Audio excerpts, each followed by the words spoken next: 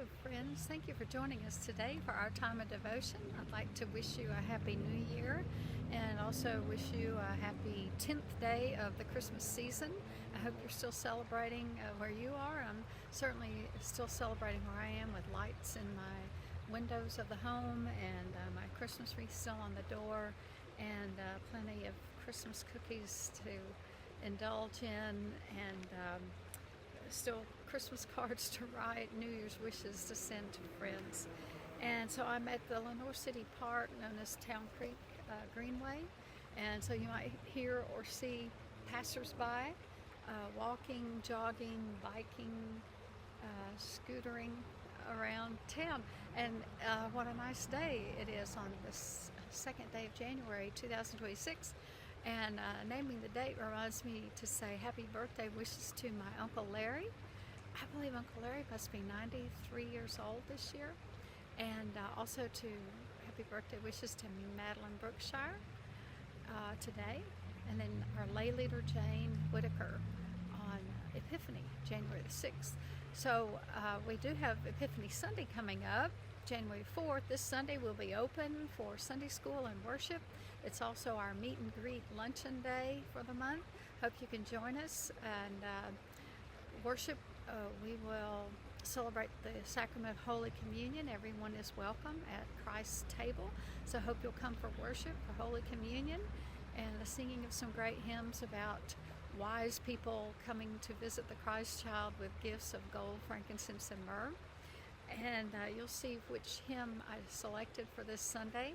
There's one very popular Epiphany hymn that I really do not prefer, so I chose one that I think is a better selection musically and theologically. Okay, so write to me if you want to know the answer to that question, or just show up Sunday and worship with us and sing. Okay, so I do hope you can come for worship, Sunday school, worship, Sacrament of Holy Communion, the meet and greet luncheon, and then some of us are going to go visit a homebound member or two on Sunday afternoon.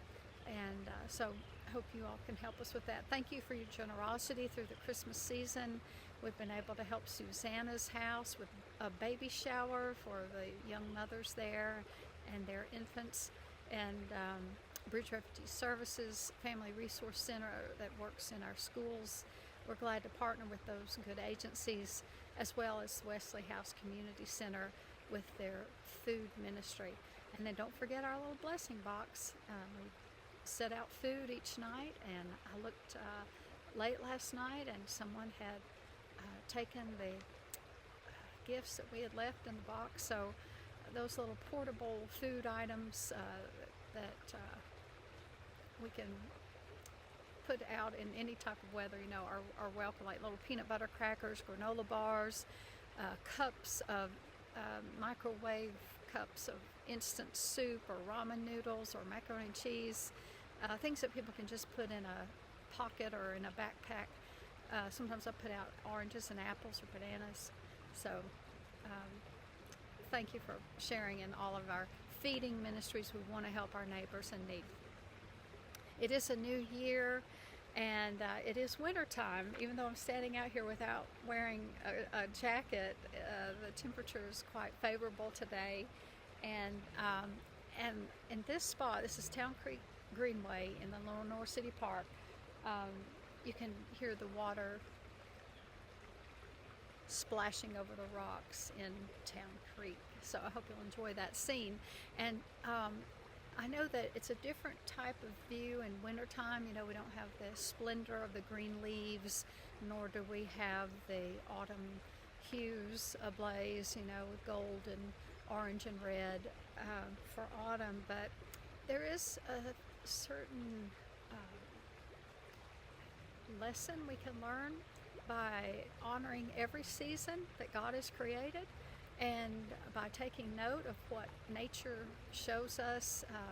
We have a different viewpoint, a different vantage point in the wintertime. We can see things that are not visible to us in the splendor of spring or the blaze of autumn when the leaves are so abundant.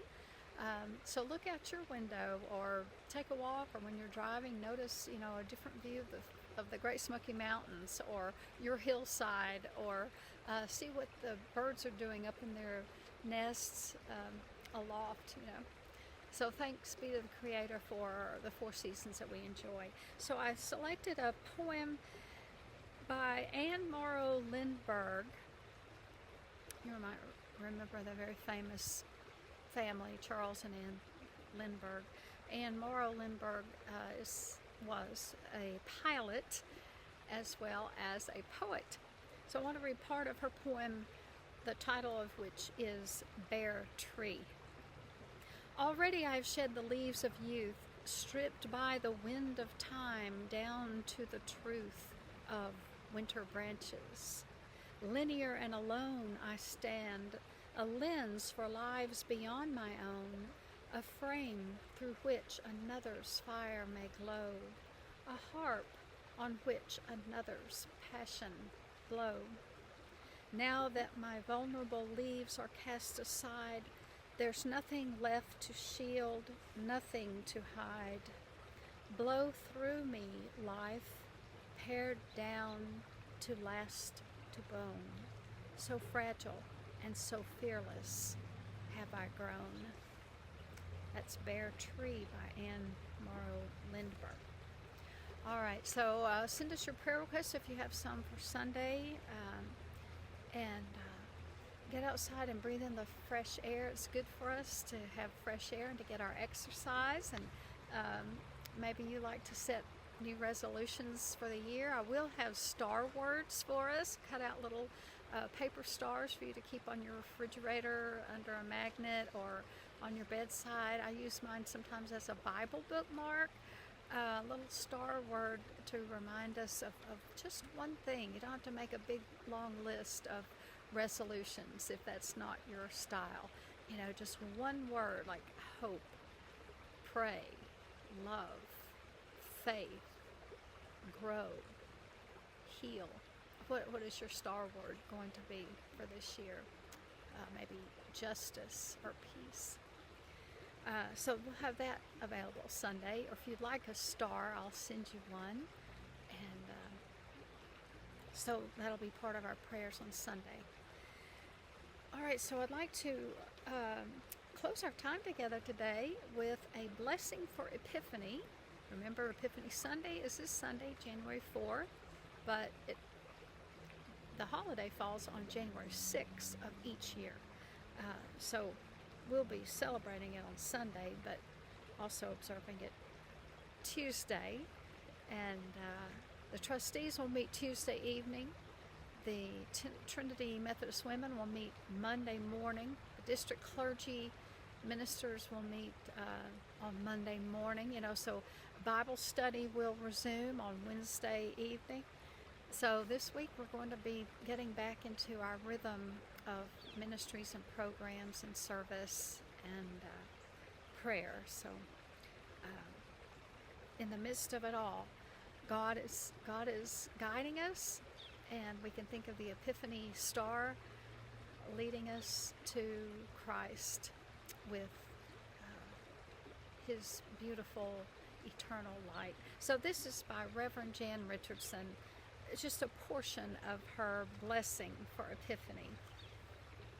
If you could see the journey whole, you might never undertake it, might never dare the first step that propels you from the place you have known toward the place you know not. There are vows that only you will know, the secret promises for your particular path, and the new ones you will need to make when the road is revealed by terms you could not have foreseen. Keep them, break them, make them again. Each promise becomes part of the path. Each choice creates the road that you will take to the place where at last you will kneel to offer the gift most needed, the gift that only you can give before turning to go home by another way. from a book For Those Who Have Far to Travel by Reverend Jan Richardson. So have a good day and blessings to you in the new year, and watch the water moving. God's creation is always at work to renew our world. So let us go forth in peace to love and serve the Lord, to receive His love, to share it with others. God bless you.